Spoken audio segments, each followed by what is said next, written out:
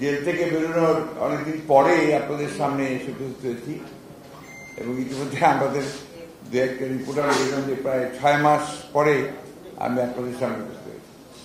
তো জানি যে আমার জেলে আমি বেশ অসুস্থ হয়ে পড়েছিলাম, যার ফলে আপনার আই লস্ট অলমোস্ট 6 কেজি।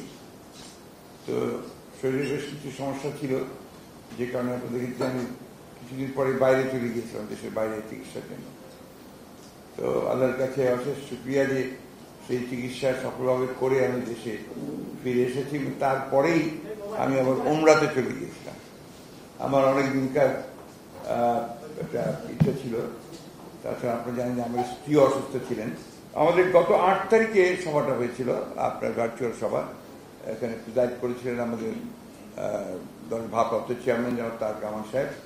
উপস্থিত ছিলেন আমাদের এখন যারা সদস্য আছেন স্থায়ী কমিটির, মির্জা আব্বাস, বাবু গাশ্বর চন্দ্র রায়, ডক্টর মঈন খান, নজরুল ইসলাম খান সাহেব, আমি নিজে, আমির খসরু মাহমুদ চৌধুরী।